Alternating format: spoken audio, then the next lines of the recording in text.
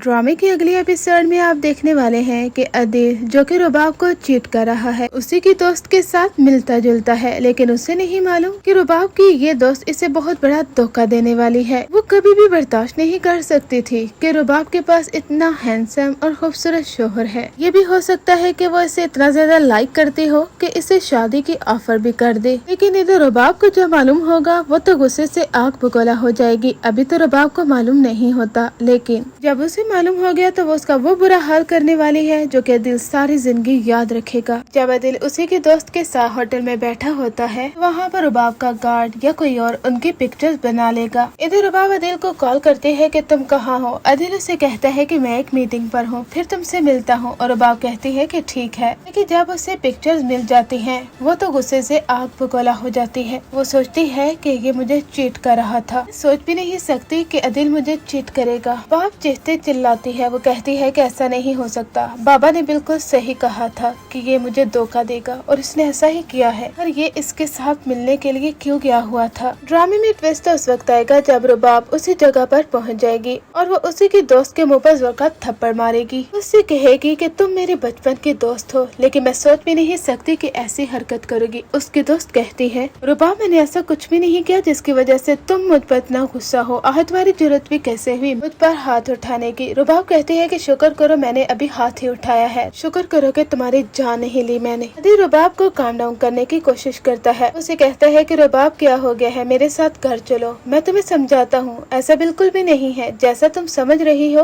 वो गलत है। रुबाब कहती है कि तुम यहाँ पर इस लड़की के साथ क्या कर रहे हो, ये मेरी फ्रेंड है ना, ये मेरी कंपनी में होती है, मेरे साथ घूमती फिरती है, तुम्हारे साथ ये क्या कर रही थी। अदिल मुझसे झूठ बोलने की जरूरत नहीं है, याद रखना अगर मुझे मालूम हो गया ना कि तुम इसके साथ मिलकर मुझे चीट कर रहे हो तो मैं तुम्हें जिंदा नहीं छोड़ूंगी। अभी तक रुबाब को ये नहीं मालूम कि उसकी दोस्त अदिल पर नजरें जमाए हुए हैं, यहाँ तक उसका हाथ पकड़ती है, उसके साथ फ्लर्ट कर रही है। लेकिन अदिल रुबाब को राजी कर ही लेता है। वो रुबाब से कहता है कि मैंने ऐसा कुछ भी नहीं किया है जिसकी वजह से तुम मुझ पर गुस्सा हो। रुबाब तुम्हें समझने की जरूरत है। रुबाब कहती है तो फिर मुझसे झूठ क्यों बोला है। वो चीखती चिल्लाती है, तुमने मेरे साथ झूठ बोला, मैं तुम्हारी बीवी हूँ, तुमसे मोहब्बत करती हूँ। यहाँ पर अदिल बातों को घुमा फिरा कर उसे यही यकीन दिलाएगा कि उसने उसे धोखा नहीं दिया। लेकिन रुबाब तो अब शक में पड़ चुकी है। एक तरफ से अदिल पर शक हो चुका है। वो कहती है कि एक तरफ ये शर्जीना पर नजरें रखे हुए हैं तो दूसरी जाने मेरी दोस्त पर, लेकिन मेरा नाम भी रुबाब है। जिस दिन इसने मुझे चीट किया ना, ये रोडों पर धक्के खाने के लिए तैयार हो जाएगा, मैं इसे जिंदा नहीं छोड़ूंगी। अभी तो अदिल बच जाता है, लेकिन आने वाले एपिसोड्स में आप देखेंगे कि जब रुबाब को इसकी हकीकत मालूम होगी तो वो उसे ऐसे ताने देने वाली है कि अदिल रोडों पर धक्के ही खाएगा, और ये ऐसा ही डिजर्व करता है।